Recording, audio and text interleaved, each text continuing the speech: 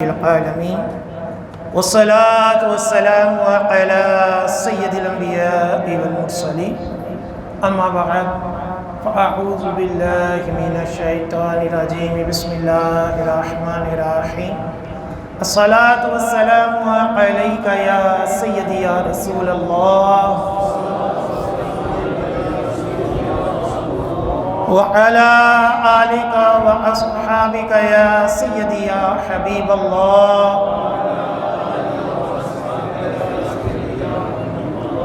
الصلاة والسلام عليك يا سيدي يا نبي الله وعلى آلك وأصحابك يا سيدي يا نور الله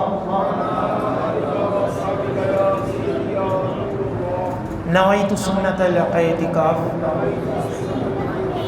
الحمدللہ عز وجل ہم نماز جمعہ کے لیے حاضر ہوئے ہیں۔ دعا ہے کہ رب تعالی ہماری اس ادنا سی حاضری کو اپنی بلند بارگاہ میں قبول و منظور فرمائے، اور جو کچھ اس جمعے میں بیان ہوگا اسے سننے کی، سمجھنے کی، اس کے اوپر عمل پیرا ہونے کی اور مجھے صحیح طرح بیان کرنے کی توفیق عطا فرمائے۔ الحمدللہ سفر کا مہینہ جاری و ساری ہے۔ اس مہینے کو دو عظیم ہستیوں کے ساتھ نسبت ہے۔ ایک اعلیٰ حضرت امام احمد رضا خان علیہ رحمۃ الرحمن، اور دوسری ان سے بھی بڑی ہستی حضور داتا گنج بخش رحمۃ اللہ علیہ۔ آج اس موضوع کے اوپر میں بیان کروں گا، وہ موضوع بڑا اہم ہے جو ہم سب کا خاص عقیدہ ہے، اور اس کے اوپر آئے دن حملے بھی ہوتے ہیں، اور ان کی نسبت اعلیٰ حضرت کے ساتھ کس طور پر ہے۔ تو موضوع کا عنوان ہے، جو موضوع ہے وہ ہے عقیدہ ختم نبوت اور اعلیٰ حضرت کی خدمات۔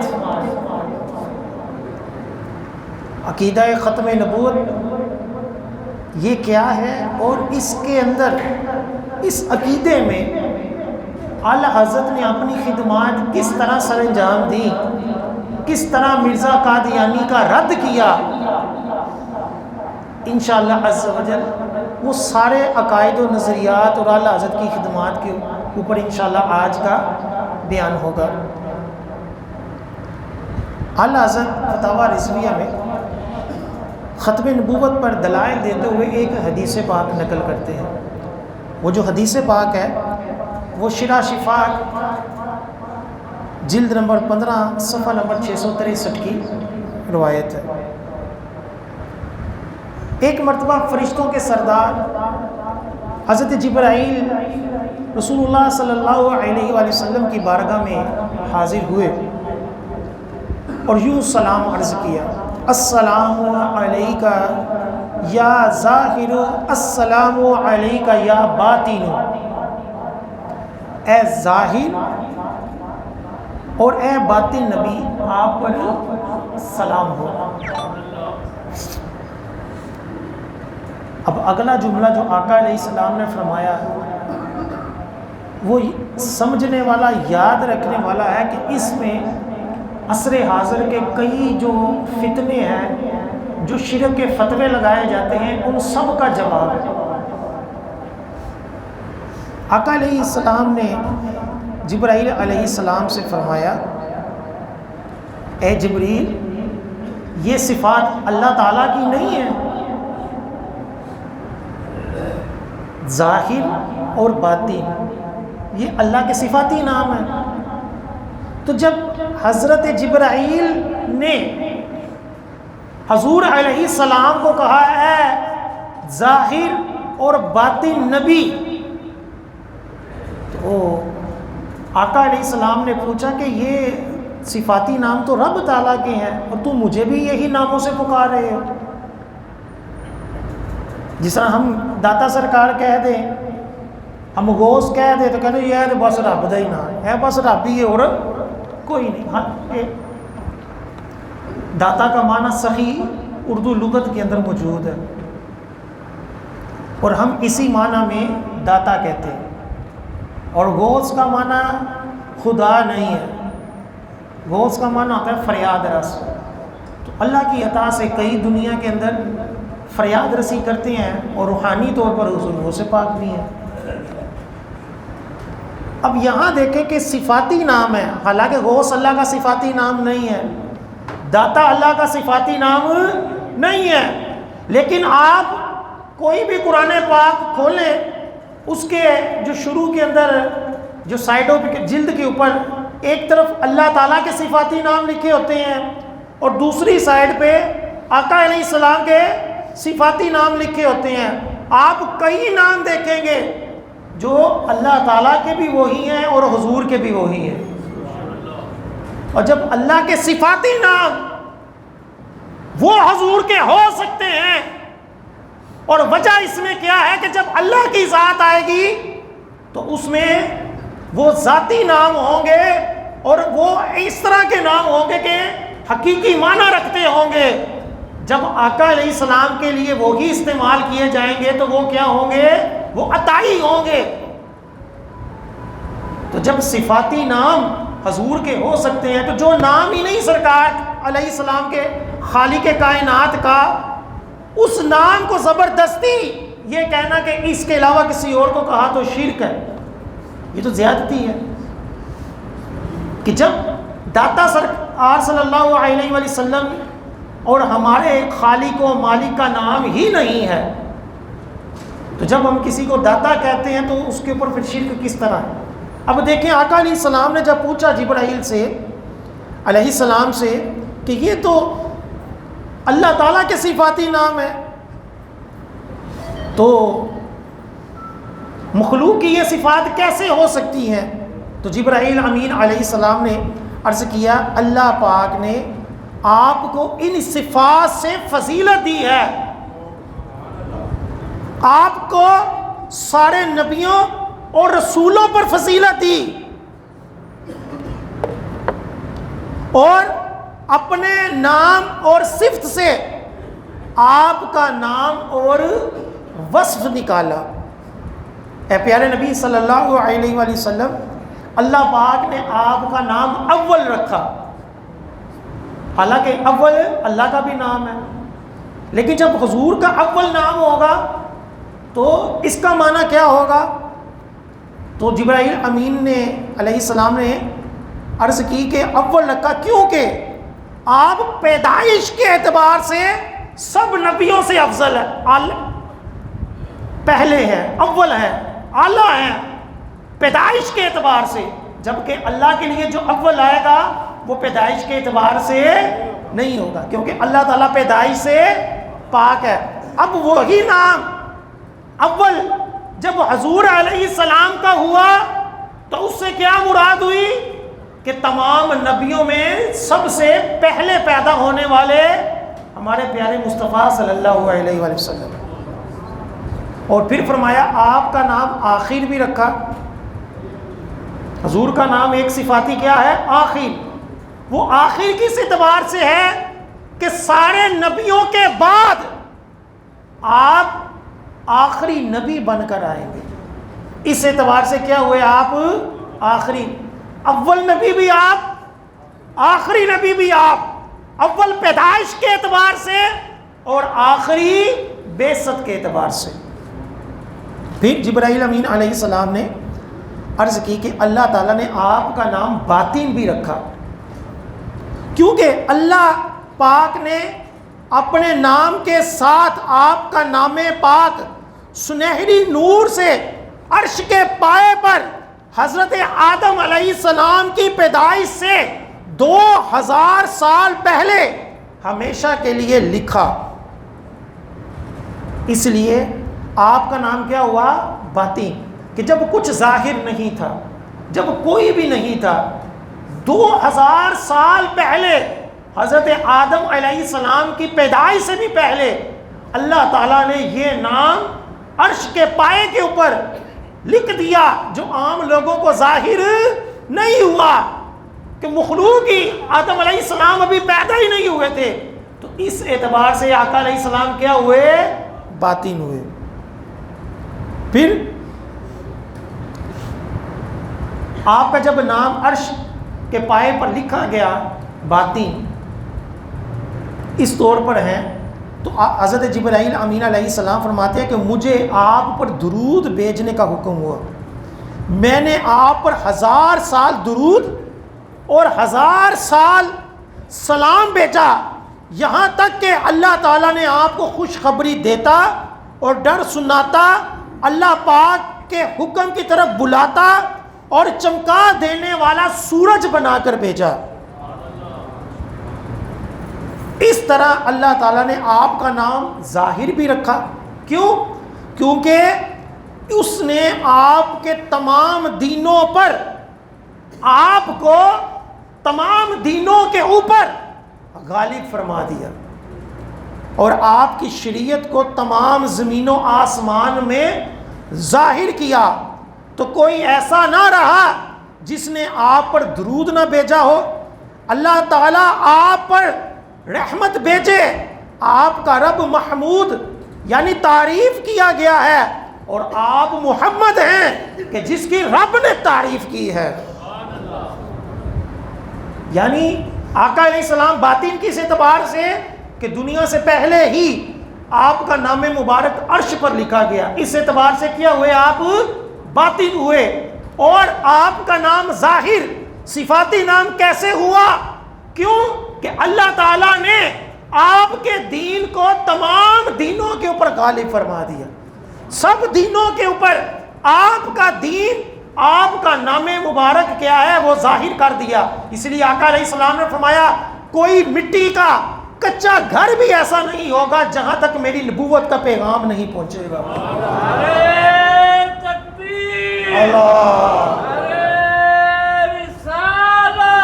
یا رسول اللہ صلی اللہ علیہ وسلم، یعنی آقا علیہ السلام کا آخری نبی ہونا، آپ کا نبی ہونا، آپ کی شریعت، آپ کا دین، آپ کی امت، یہ اللہ تعالیٰ نے ایسی ظاہر فرمائی کہ آج دنیا کے کسی خطے پر چلے جائیں آقا علیہ السلام کو بھی لوگ جانتے ہیں، مسلمانوں کو بھی لوگ جانتے ہیں، الحمدللہ۔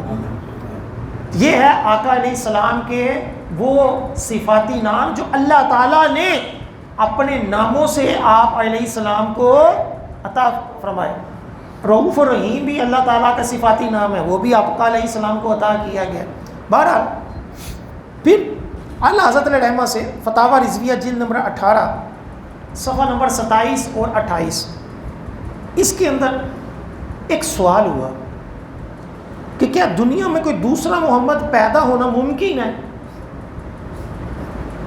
کوئی دوسرا محمد پیدا ہونا کیا ممکن ہے؟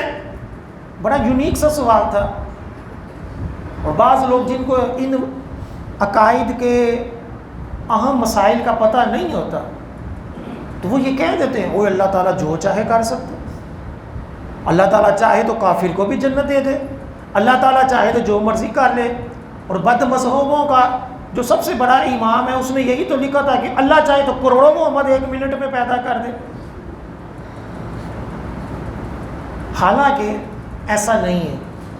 کیوں نہیں ہے؟ سنیں، اللہ حضرت علیہ رحمہ نے اس کا جواب دیا۔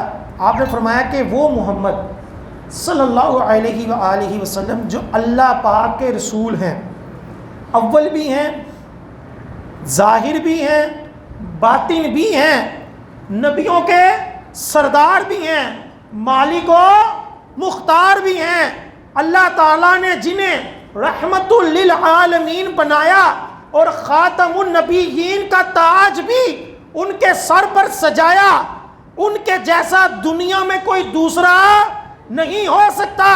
جس طرح دوسرا خدا ہونا محال ہے اسی طرح حضور جیسا ہونا محال ہے۔ نعرہ تکبیر، نعرہ رسالت، نعرہ حیدری، نعرہ غوثیہ، اہل سنت۔ اب ایک سوال، پتی پھول پھول یا رسول یا رسول، پتی پتی پھول پھول یا رسول یا رسول۔ اب ایک سوال پیدا ہوتا ہے کہ یار آخر کیوں نہیں ہو سکتا؟ آپ اللہ تعالیٰ کی قدرت کو کیوں محدود کر رہے ہیں؟ تو اس نقطے کو ہمیشہ یاد رکھیں اور سمجھیں کہ اللہ تعالیٰ نے قرآن پاک میں نبی کریم صلی اللہ علیہ وآلہ وسلم کو خاتم النبیین فرمایا، آخری نبی فرمایا۔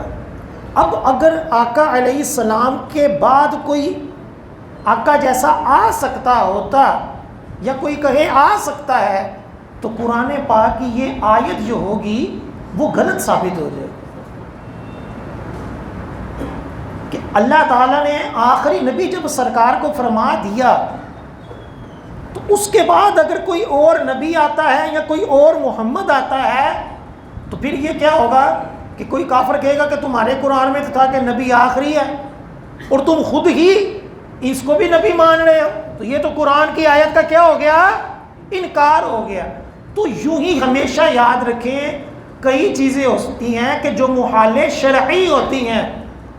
آقا علیہ السلام جیسا پیدا ہو سکتا تھا جب اللہ نے قرآن پاک میں آقا علیہ السلام کو خاتم النبیین نہ کہا ہوتا، آقا علیہ السلام کی خصوصیات قرآن و حدیث میں موجود نہ ہوتی، جب اللہ تعالیٰ نے آقا علیہ السلام کو وہ ساری خوبیاں عطا فرما دی جس کا اللہ حضرت نے ذکر کیا کہ آپ کو ظاہر بنا کر بھیجا، آپ کو رحمت للعالمین بنا کر بھیجا، آپ کو آخری نبی بنا کر بھیجا۔ اب آپ جیسا کوئی اور ہوگا تو پھر آپ کی وہ خصوصیات تو نہ رہیں، تو یہ ہو گیا محال شرعی کہ قرآن نے کہہ دیا تو پھر اس کے بعد ہم اپنے طرف سے تصوف نہیں ایڈ کر سکتے۔ قرآن نے کہا کہ کافر جنت میں نہیں جائے گا تو بس اب اگر ہم کہیں کہ جا سکتا ہے تو یہ قرآن کا انکار ہو جائے گا، اس لیے کفر ہو جائے گا۔ یہ ہمارے یہاں یہ گرجا جلنے کے چکر میں کئی لوگوں نے ایسی ایسی باتیں کی، ایسی ایسی ہمدردیاں کی کہ جیسے مسلمانوں سے بڑھ کر کافروں کے حقوق ہیں کہ مسلمان پہ گالی کوئی نہیں، گاجر مولی ہے جس طرح مرضی کاٹ دو اس کو، اس کی کوئی فکر نہیں، لیکن کافروں کے بڑے حقوق ہیں۔ کوئی کہتا ہے جی جس طرح نماز فرض ہے اسی طرح ان کے حقوق فرض ہے، کوئی کہتا ہے جی جس طرح قرآن مقدس ہے معاذ اللہ ثم معاذ اللہ اس وقت کی انجیل کہ جو تحریف شدہ ہے جس کے اوپر ہم ایمان تو لائیں گے لیکن اس کی ہر بات کی تصدیق نہیں کر سکتے، اس کو مثل قرآن کہنا کیسا ہے؟ پتہ ہی کوئی نہیں لوگوں کو عقیدوں کا، شریعت کے مسائل کا، بس باہر کے ملک میں اپنے ذاتی مفاد کے لیے، اپنی کرسی کے لیے لوگوں کے عقیدوں کا بیڑا غرق کر دیتے ہیں۔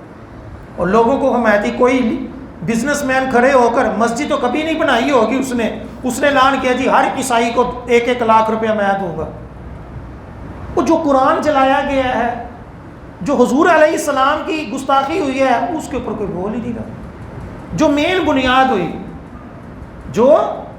اللہ نہ کرے اگر کسی مسلمان نے یوں عیسائیوں کا گرجا پہلے جلایا ہوتا یا کسی عیسائی پادری کو پھینٹی لگائی ہوتی اور عیسائیوں نے مسلمان کے گھروں کو جلایا ہوتا تو یہ سارے اینکروں نے، لبرل لوگوں نے کہنا تھا یار یہ مسلمان کی غلطی ہے نا، کیوں اس نے پہلے یہ کیا؟ اس طرح تو نہیں نہ کرنا چاہیے، غلطی اس کی ہے کہ یہ سبب بنا ہے، لیکن اس طرف سبب کی طرف کسی کی توجہ ہی نہیں، ساری دنیا حمایتی ہو گئی صرف وہ گوروں کو خوش کرنے کے لیے، سیدھی بات ہے۔ اب اسی طرح شریعت کے جو مسائل ہوتے ہیں ان کو سمجھنا چاہیے، اس کے اندر ہم اپنی رحم دلی نہیں ڈال سکتے کہ نہیں جی نہیں ایسا بھی تو ہو سکتا ہے، اللہ چاہے تو یہ بھی ہو سکتا ہے، ایسا نہیں ہے۔ یہ عقیدے ایسے ہیں کہ جن کے بارے میں کئی کتابیں لکھی گئی ہیں کہ محال عادی کیا ہوتا ہے، محال شرعی کیا ہوتا ہے۔ اس اعتبار سے یہ یاد رکھیں کہ حضور جیسا کوئی نہیں آ سکتا، نہ ہی کوئی حضور سے کم تر نبی آ سکتا ہے۔ کیوں کہ قرآن پاک میں اللہ تعالیٰ نے حضور کو کیا فرمایا؟ خاتم النبی۔ اسی طرح اللہ حضرت علیہ رحمہ نے جو دلیل دی کہ آقا علیہ السلام خاتم النبیین ہیں، آپ کے بعد کوئی آپ جیسا یا آپ سے کم تر بھی نہیں آ سکتا، یہ عقیدہ ختم نبوت کا دفاع ہے جو اعلیٰ حضرت علیہ رحمہ نے فرمایا۔ چنانچہ اعلیٰ حضرت فرماتے ہیں اسلام میں جس طرح لا الہ الا اللہ پر ایمان رکھنا ضروری ہے، اسی طرح محمد الرسول اللہ صلی اللہ علیہ وآلہ وسلم کو خاتم النبیین ماننا بھی لازم و ضروری ہے۔ جو بندہ اس عقیدے کا انکار کرے یا اس میں ذرہ برابر بھی شک کرے وہ یقینی کافر و مرتد ہے، ہمیشہ ہمیشہ جہنم میں رہے گا۔ پھر بات صرف اتنی ہی نہیں بلکہ جسے اس مرتد کے غلط عقیدے کو جاننے کے باوجود اس مرتد کو کافر نہ جانے وہ بھی کافر ہے۔ یہ جو قادیانیوں کے بارے میں ہمدردیاں چلتی ہیں نا، وہ بھی ہمارے بھائی ہیں، وہ بھی کھاتے ہیں، ہم بھی کھاتے ہیں، ان کی بھی مسجد ہے، ہماری بھی مسجد ہے، وہ بھی شہری ہیں، ہم بھی شہری ہیں، یہ اس طرح کے بہانے کر کر لوگوں کے دلوں میں ان کے بارے میں جو نفرت ہے اس کو ختم کرتے ہیں۔ اللہ حضرت علیہ رحمٰن نے نہیں، اللہ حضرت سے پہلے بھی تمام فقہاء کرام کا یہ اتفاق ہے کہ جو شخص مرتد ہو اس مرتد کے عقیدے کو جاننے کے باوجود اس کے کفر میں شک کرنا، کہ جو قادیانیوں کے کفر میں کیا کرے، شک کرے کہ نہیں یار ہو سکتا ہے یار نہیں یار ہو سکتا ہے اس میں کوئی بچت نکلتی ہو سکتا ہے یار ایسا ہو جائے، اللہ چاہے تو ہو سکتا ہے، اگر ذرا سا بھی شک کرے ان کے کفر میں تو وہ بندہ کیا ہوگا، وہ خود کافر ہو جائے۔ اس لیے کسی کی محبت میں، کسی لیڈر کی محبت میں اپنا ایمان ضائع نہیں کرنا چاہیے۔ اور نہیں جی نہیں ہوتا مطلب ہے ایسی، نہیں جی نہیں اس کا مطلب کچھ اور تھا، ناموس رسالت کا مسئلہ جو نہیں یار اندہ کی قصور ہے، وہ تو جج نے فیصلہ کیتا اندہ کی قصور۔ اس طرح کی باتوں میں دینی معاملات میں کم از کم آپ دنیاوی اعتبار سے کسی سے محبت کرتے ہیں ٹھیک ہے، اپنی اپنی قسمت ہے، یہ یاد رکھیں قرآن نے فرمایا کہ کل قیامت والے دن ہر شخص اپنے امام کے ساتھ آئے گا، ہر شخص اپنے امام کے ساتھ آئے گا۔ ہم سب کو یہ سوچنا چاہیے کہ ہم کس کے ساتھ قیامت والے دن کھڑے ہو۔ جن لیڈروں سے محبت کرتے ہیں اپنے بچوں کے نام ان کے اوپر نہیں رکھیں گے، کیوں؟ کیونکہ ہم بھی کہتے ہیں کہ ہیں کرپٹ، اور چل یار تھوڑا ہی کھاندہ نا ہے، بہتا کھاندہ وہ تھوڑا کھاندہ، اتنا ہی ہے نا، یہی عقیدہ نا ہمارا ہے۔ تو قیامت والے دن ہر شخص اپنے ایمان کے ساتھ آئے گا، اور ہم اگر صحیح عقیدے والے ہوں گے، ہم اولیاء کرام کو ماننے والے ہوں گے، ہم اہل بیت کو ماننے والے ہوں گے، ہم صحابہ کرام کے غلام ہوں گے، ہم آقا نامدار خاتم النبیین کے غلام ہوں گے، تو انشاءاللہ ہمارا حشر ان کے ساتھ ہوگا۔ اور اگر ان کی راہ چھوڑ کر گمراہوں کے پیچھے چل گئے، دین فروشوں کے پیچھے چل گئے، تو پھر انہی کے ساتھ قیامت والے دن کھڑے ہوں گے۔ تو آقا علیہ السلام کے خاتم النبیین ہونے کے بارے میں جو کوئی ذرا سا بھی ڈنڈی مارے وہ کافر، اور جو ان کے کفر میں شک کرے وہ بھی کافر، قادیانی بھی کافر، اور جو ان کے کفر میں کوئی لچک رکھے، کوئی شک کرے کہ ہو سکتا ہے یار مسلمان ہی ہو، تو وہ کیا ہوگا، وہ خود بھی کافر ہو جائے گا۔ اب اعلیٰ حضرت نے خاتم النبیین کے 5 کفریہ معنی رکھے، بتائے 5 کفریہ معنی۔ یہ یاد رکھیے قادیانی جو ہیں وہ بھی کہتے ہیں کہ جی ہم سرکار کو خاتم النبیین مانتے ہیں، میڈیا کے اوپر بیٹھ کر بھی یہی کہتے ہیں کہ ہم حضور کو خاتم النبیین مانتے ہیں۔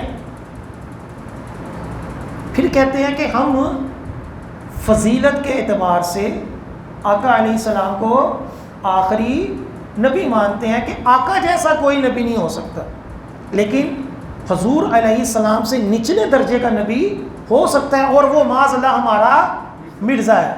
یہ جو ہے نا وہ قادیانی شوشہ چھوڑتے ہیں۔ اب اللہ حضرت علیہ رحمہ فرماتے ہیں کہ جو خاتم النبیین کا مطلب نئی شریعت والا نبی، لہٰذا اس اسلامی شریعت پر عمل کرنے والا نبی آ سکتا ہے، یہ کہنے والا کافر ہے۔ یعنی حضور علیہ السلام کو خاتم النبیین اس طور پر کہے کہ حضور کے خاتم النبیین ہونے کا معنی یہ ہے کہ کوئی اور نئی شریعت نہیں آئے گی، حضور کی آخری شریعت ہے، لیکن نبی آ سکتا ہے جو حضور کی شریعت کو آگے لے کر چلنے والا ہو۔ اعلیٰ حضرت فرماتے ہیں کہ یہ کافر ہے۔ کیوں؟ یہ بھی یاد رکھیں کہ پچھلے دوروں میں، پچھلے انبیاء علیہم السلام کے ادوار میں جو نبی ہوتے تھے وہ جب ایک شریعت لاتے تھے تو ان کے بعد دوسرا نبی آتا تھا، وہ اسی شریعت کو تر و تازہ کرتا تھا، دوبارہ لوگوں کے اندر عام کرتا تھا۔ حضور علیہ السلام کو اللہ تعالیٰ نے آخری نبی بنا کر بھیجا، اور آقا علیہ السلام کے دین کی حفاظت کس طرح کی کہ آقا علیہ السلام کے دین کے اندر ہر 100 سال بعد ایک مجدد بھیجنے کا اللہ تعالیٰ نے انعام عطا فرما دیا کہ جب بھی دین کے اندر کوئی نئے عقیدے، نئی بدعتیں ہوں گی تو اللہ تعالیٰ 100 سال بعد ایک مجدد بھیجے گا جو اس دین کو کیا کرے گا؟ تازہ کر دے گا۔ اس شریعت میں نبی کی ضرورت نہیں ہے، اس شریعت میں، شریعت محمدیہ کی تجدید کے لیے اللہ تعالیٰ نے مجدد عطا فرما دیا ہے، نبی آخری آقا علیہ السلام۔ لہٰذا اگر کوئی یہ کہے کہ خاتم النبیین ہونے کا معنی کیا ہے؟ آخری شریعت والا، تو یہ کفریہ معنی ہے۔ اسی طرح جو خاتم النبیین کا معنی نبی بذات لے، اصلی نبی، قادیانیوں کی ایک دلیل یہ بھی ہے، قادیانی نے خود یہ کی ہوئی ہے کہ حضور جو ہے وہ اصلی نبی ہیں اور میں جو ہے وہ ہلکا نقلی ٹائپ کا جو ہے وہ نبی ہوں، جو ذلی ہوتا ہے، سائے والا ہوتا ہے، اس کا عکس ہوتا ہے، جس طرح سایہ ہوتا ہے پھر اس کا کیا ہوتا ہے؟ عکس ہوتا ہے، میں وہ عکس والا نبی ہوں۔ تو آقا علیہ السلام کے بارے میں یہ عقیدہ رکھنا کہ حضور اصلی نبی ہیں اور اس فلاں شخص جو ہے وہ ذلی نبی ہے، یہ بھی کفریہ معنی ہے کہ خاتم النبیین کا یہ معنی ہرگز نہیں ہے۔ اعلیٰ حضرت نے اس کو بھی کفر فرمایا۔ پھر جو تیسرا معنی افضل النبیین ہونا لے کہ خاتم النبیین کا کیا معنی ہے؟ افضل النبیین، تمام نبیوں سے افضل، تو یہ بھی کیا ہے؟ یہ کفریہ ہے۔ پھر چوتھا، جو کہے زمین پر تو نہیں، زمین کے علاوہ ہو سکتا ہے کہ کوئی اور کوئی آخری نبی بھی آقا علیہ السلام کے بعد بھی کوئی نبی آ جائے، اور آقا علیہ السلام کیا ہے؟ وہ اس زمین کے آخری نبی ہے، لیکن آسمانوں میں اور زمین کے اندر کسی اور جگہ ہو سکتا ہے کوئی اور بھی نبی ہو جائے، تو یہ بھی کفریہ معنی ہے کہ آقا علیہ السلام جو خاتم النبیین ہیں یہ پوری کائنات کے اندر ہے، پورے چند پرند ہر ایک کے اوپر آپ کی جو نبوت ہے یہ لازم ہے۔ یہاں تک کہ وہ گدھا، یافور نام کا گدھا کہ جس کے اوپر آقا علیہ السلام نے سواری کی، اس گدھے نے حضور کی بارگاہ میں عرض کی کہ میرے جو آباء و اجداد تھے ان کے اوپر نبیوں نے سواری کی ہے، اور مجھے یہ کہا گیا تھا کہ تیرے اوپر آخری نبی جو ہوں گے وہ سوار کریں گے، اور میں اس نسل کا بھی آخری ہوں، اور میرے اوپر کئی لوگوں نے سوار ہونے کی کوشش کی اور میں اس کو گرا دیتا تھا، جس کے بدلے میں وہ مجھے مارتے تھے، میں مارے کھاتا رہا، لیکن صرف اس وجہ سے کہ میرے اوپر اگر کوئی سواری کرے گا تو وہ آخری نبی ہی سواری کرے گا، لہٰذا اس اعتبار سے بھی کفر ہے۔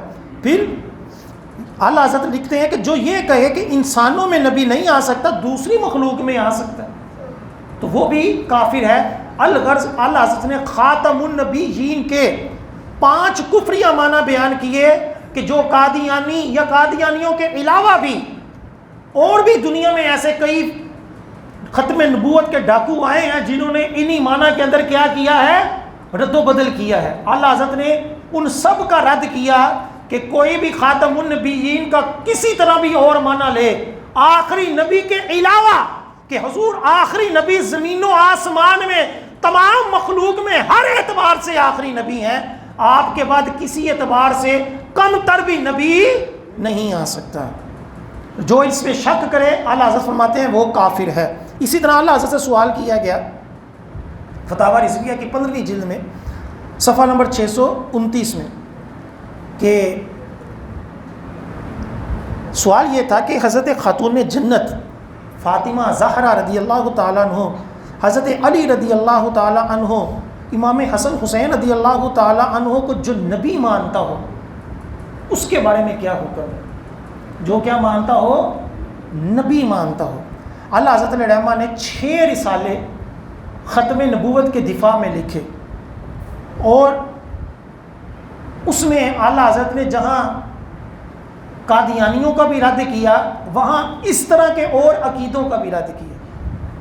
اور سوال کیا تھا کہ جو حضرت امام حسن حسین، حضرت فاطمہ، حضرت علی رضی اللہ تعالی عنہم میں سے کسی ایک کو نبی مانے یا ان سب کو نبی مانے تو کیا حکم ہے؟ اعلیٰ حضرت نے 113 صفحے اس فتوے کے اوپر لکھے، اور آپ نے قرآن و حدیث کی روشنی میں پچھلی آسمانی کتابوں سے یہ ثابت کیا کہ آقا علیہ السلام کے آخری نبی ہونے کا انکار کرے آپ کی زندگی میں یا آپ کے زمانے کے بعد، یا آپ سے اعلیٰ کہے یا آپ سے ادنا کہے، وہ دائرہ اسلام سے خارج ہے۔ لہٰذا جو اہل بیت کی محبت میں آج بھی کئی لوگ یہ کہتے ہیں کہ اہل بیت جو ہیں ان کا مقام و مرتبہ پچھلے نبیوں سے افضل ہے، حضور سے کم تر ہے، لیکن پچھلے نبیوں سے کیا ہے؟ افضل ہے۔ حضرت علی کا مقام و مرتبہ پچھلے نبیوں سے افضل ہے، بلکہ یہاں تک شعر پڑھے جاتے ہیں، قوالیاں پڑھی جاتی ہیں کہ علی کو مولا تو نبیوں نے بھی مانا ہے، حالانکہ کسی روایت میں نہیں ہے۔ حضرت علی کو مولا کہنا ہم بھی کہتے ہیں درست ہے، مولا کا معنی رہنما دوست ہوتا ہے، لیکن محبت میں ہم یہ تھوڑی کہیں گے کہ تمام نبیوں نے بھی حضرت علی کو مولا مانا۔ کس حدیث میں آیا؟ لیکن لوگوں کے اندر اپنا عقیدہ قوالیوں کے ذریعے، شعروں کے ذریعے فٹ کیا جاتا ہے کہ اہل بیت کیا ہیں؟ وہ پچھلے نبیوں سے بھی افضل ہیں۔ اور اعلیٰ حضرت کیا فرما رہے ہیں؟ پچھلے نبیوں سے افضل کہنا تو بڑی دور کی بات، ان کو نبی ماننا بھی کفر ہے۔ ظاہری بات ہے جو نبی سے افضل ہو گیا اس کا مقام و مرتبہ تو اور بڑا ہو گیا نا۔ تو اعلیٰ حضرت فرماتے ہیں کہ جو امام حسن حسین کو، حضرت فاطمہ کو، حضرت علی کو نبی مانے وہ دائرہ اسلام سے کیا ہے؟ وہ خارج ہے، اور جو ان ہستیوں کو نبیوں سے افضل کہے وہ بھی دائرہ اسلام سے خارج ہو گیا۔ اور اس دور میں ایسے کئی عقیدے والے آپ کو مل جائیں گے کہ جو مولا علی کو تمام نبیوں سے افضل کہتے ہیں، بس آقا سے کم تر ہے، بقیہ سب سے افضل ہیں، معاذ اللہ ثم معاذ اللہ۔ یوں ہی حضرت آدم علیہ السلام، آقا علیہ السلام کا خاتم النبیین ہونا صرف ہمارے یہاں کی امت کے لیے نہیں ہے، بلکہ آقا علیہ السلام کی پیدائش ہی اسی طور پر ہوئی ہے کہ آپ آخری نبی ہیں، اور تمام انبیاء علیہم السلام نے آپ کو آخری نبی مانا ہے۔ اللہ تعالیٰ نے اپنے نبیوں سے اپنے محبوب کی مدد کے لیے وعدہ لیا جو قرآن پاک میں مذکور ہے۔ چنانچہ حضرت آدم علیہ السلام کے بارے میں آتے ہیں مختصر تاریخ دمشق کے اندر جلد نمبر 2 صفحہ نمبر 111، صحابی رسول حضرت ابو ہریرہ رضی اللہ تعالیٰ عنہ سے روایت ہے، رسول اللہ صلی اللہ علیہ وسلم نے فرمایا جب اللہ تعالیٰ نے حضرت آدم علیہ السلام کو پیدا فرمایا تو ان کو ان کی ساری اولاد دکھائی جو قیامت تک آئے گی۔ آپ نے اپنی بعض اولاد میں سے بعض کو افضل دیکھا، آپ نے سب سے آخر میں بلند اور روشن نور دیکھا۔ عرض کی یا رب من ھذا، یہ کون ہے؟ تو اللہ تعالیٰ نے ارشاد فرمایا اے آدم یہ آپ کے بیٹے احمد ہیں، یہی اول یہی آخر ہیں جو قیامت میں سب سے پہلے شفاعت کریں گے، انہی کو شفاعت سب سے پہلے انہی کی شفاعت کیا ہوگی؟ وہ قبول کی جائے گی۔ حضرت جابر رضی اللہ تعالیٰ عنہ فرماتے ہیں کہ حضرت آدم علیہ السلام کے دونوں کندھوں کے درمیان لکھا ہوا تھا محمد رسول اللہ خاتم النبیین، کہ حضرت آدم علیہ السلام کے دونوں کندھوں کے درمیان مہر لگا دی گئی تھی کہ آقا علیہ السلام کیا ہے؟ وہ آخری نبی ہیں۔ اسی طرح حضرت ابراہیم علیہ السلام طبقات الکبریٰ کے اندر یہ روایت موجود ہے، جلد نمبر 1 صفحہ نمبر 130، کہ اللہ پاک نے نبی حضرت ابراہیم علیہ السلام پر نازل ہونے والے صحیفوں میں لکھا، اے ابراہیم آپ کی اولاد میں بہت سارے قبیلے ہوں گے، یہاں تک کہ نبی امی ان میں تشریف لائیں گے۔ وہ نبی امی کون ہیں؟ ارشاد فرمایا الذی یکون خاتم الانبیاء، آپ کے قبیلے میں جو نبی امی ہوگا وہ آخری نبی ہوگا۔ حضرت ابراہیم علیہ السلام کے صحیفوں میں بھی آقا علیہ السلام کا آخری نبی ہونا کیا تھا؟ وہ موجود تھا۔ اسی طرح حضرت یعقوب علیہ السلام، حضرت محمد بن کعب قرظی رحمۃ اللہ علیہ سے روایت ہے، اللہ تعالیٰ نے اپنے نبی حضرت یعقوب علیہ السلام کی طرف وحی بھیجی، اے یعقوب میں آپ کی اولاد میں بہت سارا بادشاہ اور نبی پیدا فرماؤں گا، یہاں تک کہ حرم محترم میں آخری نبی تشریف لائیں گے، وَهُوَ خَاتَمُ الْأَنْبِيَاءِ وَاسْمُهُ احمد، جو حرم پاک میں خانہ کعبہ میں نبی آئے گا وہ آخری نبی ہوگا جس کا نام کیا ہوگا؟ احمد ہوگا۔ یوں ہی حضرت موسیٰ علیہ السلام، دلائل نبوہ کی حدیث پاک ہے، حضرت ابو ہریرہ رضی اللہ تعالیٰ عنہ سے روایت ہے، آخری نبی صلی اللہ علیہ وسلم نے فرمایا بے شک جب موسیٰ علیہ السلام پر توریت نازل ہوئی، آپ نے اس کی تلاوت فرمائی، اس میں آخری امتی کا ذکر فرمایا، آخری امت کا ذکر فرمایا، تو موسیٰ علیہ السلام نے اللہ تعالیٰ سے پوچھا میں توریت میں ایسی امت کو دیکھتا ہوں جو زمانے کے اعتبار سے سب سے آخر اور فضیلت میں سب سے آگے ہوگی، اے اللہ کریم اسے میری امت بنا دے، کہ جس امت کے بارے میں یہ پڑھ رہا ہوں کہ وہ سب سے افضل ہو، سب سے اعلیٰ ہوگی، اے مولا وہ امت جو ہے وہ مجھے عطا فرما دے۔ اللہ تعالیٰ نے ارشاد فرمایا تلک امت احمد، کہ اے موسیٰ یہ امت تو میرے نبی احمد کی ہے جو سب سے آخری نبی ہے۔ چنانچہ آسمانی کتابیں ہوں یا انبیاء علیہ السلام کے ارشادات ہوں، کثیر روایتیں موجود ہیں، میں نے آپ کو چند پڑھ کر سنائی ہیں کہ آقا علیہ السلام کا خاتم النبیین ہونا یہ کوئی آج کا عقیدہ نہیں ہے، یہ کوئی 1400 سال پہلے کا عقیدہ نہیں ہے، یہ جب سے کائنات بنی ہے بلکہ حضرت آدم علیہ السلام پیدا ہوئے ہیں اس سے پہلے کا یہ عقیدہ موجود ہے، اور حضرت آدم علیہ السلام کے دونوں کندھوں کے درمیان آقا علیہ السلام کا آخری نبی ہونا لکھا گیا تھا، اور ہر نبی علیہ السلام نے آپ کی آنے کی، آپ کی پیشین گوئیاں فرمائیں، اللہ تعالیٰ نے ہر نبی سے وعدہ لیا، اور کثیر روایتیں موجود ہیں کہ انبیاء علیہ السلام کے ارشادات موجود ہیں کہ آخری نبی کون ہوگا؟ وہ محمد مصطفیٰ صلی اللہ علیہ وآلہ وسلم ہوں گے۔ آپ اگر تاریخ کو پڑھیں تو نہ صرف کلمہ پڑھنے والے نام نہاد مسلمانوں نے بلکہ کئی اور مذہب والوں نے بھی نبوت کے دعوے کیے ہیں اور ان کا عبرتناک انجام ہوا۔ اسی طرح قادیانیوں نے بھی، خالی مرزے نے نہیں، مرزے کے بعد بھی قادیانیوں کے اندر ہی کئیوں نے نبوت کے دعوے کیے۔ یہ ایک بڑی تاریخ ہے کہ کس کس انداز سے ڈاکے مارے۔ اس وقت بھی دنیا کے کئی ممالک میں اپنے آپ کو نبی کہلوانے والے موجود ہیں، خالی قادیانی نہیں ہیں، اور بھی کئی ہیں کہ جو دنیا کے کئی ممالک کے اندر جو ہیں وہ اپنے آپ کو نبی کہتے ہیں، کچھ مر گئے ہیں، کچھ ابھی بھی زندہ ہیں۔ یہ ایک الگ سے ایک پوری ڈیٹیل ہے کہ کس کس کا کیا انجام ہوا، لیکن اس دور میں بھی کئی بڑی بڑی تحریکیں ہیں، یہ قالوں کے اندر کئی تحریکیں ہیں، ان کے اندر بھی نبوت کے ڈاکو بیٹھے ہوئے ہیں کہ جنہوں نے نبوت کے دعوے کیے ہوئے ہیں۔ اسی طرح قادیانیے ہیں، اسی طرح اور بھی بڑی بڑی تحریکیں ہیں، اب ان کے بڑے بڑے نام بھی ہیں، بڑی ڈیٹیل ہو جائے گی۔ تو انہوں نے اس طرح نبوت کے اوپر ڈاکے جو ہیں وہ ڈالے ہیں کہ جو اپنے آپ کو نبی کہتے ہیں یا اپنے پیشواؤں کو نبی کہتے ہیں، اور وہ سلسلہ چل رہا ہے۔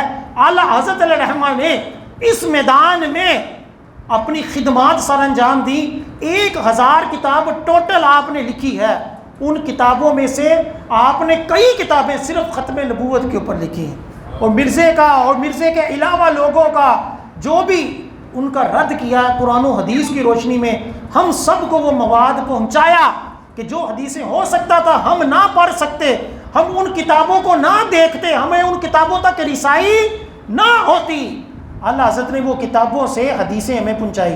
آج ہمارے دور میں وہ 2-4 کوئی حدیث کی کتابیں پڑھ کر سمجھتا کہ میں نے بڑا علم ہو گیا، حدیث کی ہزاروں کتابیں ہیں، لاکھوں احادیث ہیں۔ یہ چند اردو کی بخاری ترجمے کے ساتھ پڑھ کر تو لوگ تانے شروع کر دیتے ہیں، جی چھڈو جی مولویوں نے کی پتہ، کوئی نکی نکی داڑھی رکھ کر، کوئی ڈاکٹر بن کر، کوئی انجینئر بن کر لوگوں کو دین سکھانا شروع کر دیتا ہے۔ قرآن و حدیث کا میدان، فقہ کی کتابیں، حدیث کی کتابیں اتنی وسیع ہیں کہ ہماری زندگی ختم ہو سکتی ہے، وہ کتابیں ختم نہیں ہو سکتی، ہم ان کا احاطہ ہی نہیں کر سکتے۔ لہٰذا یہ دعویٰ کرنا جی چھڈو جی امام ابو حنیفہ کی تقلید کو، اور خود جو لوگوں کو غلط ملت مسئلے بیان کرنا اور لوگوں کے عقیدوں کے اوپر ڈاکے ڈالنا، اور لوگ اس کے پیچھے چل پڑتے ہیں چرب زبانی کی وجہ سے، اللہ تعالیٰ ہمیں ان فتنوں سے محفوظ فرمائے۔ اسی طرح حدیث پاک میں فرمایا کہ قریب ہے کہ فقیری کفر بن جائے۔ یہ اسی طور پر کہا کہ جب مہنگائی ہو، کھانے کے لیے کچھ نہ ہو، تو لوگ باہر کے ملک جانے کے لیے کوئی اپنے آپ کو قادیانی لکھوا دیتا ہے، کوئی اپنے آپ کو کچھ اور لکھوا کر ویزے کے لیے اپنے عقیدے کو برباد کر لیتا ہے۔ وہ ازلی جنت کہ جس کے اندر جب بندہ ایک مرتبہ جائے گا نا، دنیا کے اندر ساری زندگی آزمائشیں کٹی ہوں تو وہ اپنی ساری آزمائشوں کو بھول جائے گا، اور وہ دوزخ کہ جس کے اندر ایک بادشاہ جس نے ساری زندگی سکون کے ساتھ گزارا ہو، ایک مرتبہ جب اس کو دیکھے گا تو اپنی ساری آسائشیں بھول جائے گا۔ لہٰذا ختم نبوت کے عقیدے کے اندر کوئی کمپرومائز نہیں ہے، کوئی کسی کے ساتھ پیار محبت نہیں ہے کہ نہیں جی نہیں میں ووٹوں کے لیے، میں اپنے لیڈر کی محبت میں اپنا ایمان برباد کر لوں۔ اللہ تعالیٰ ایسے لوگوں سے ہمیں پناہ عطا فرمائے، ہمیں ایسے محافظ عطا فرمائے جو ختم نبوت اور ناموس رسالت کے صحیح معنوں میں غلام ہوں اور صحیح معنوں میں ان کی خدمت کریں۔ اللہ تعالیٰ ایسے لوگ ہمیں عطا فرمائے، آمین ثم آمین۔ ابھی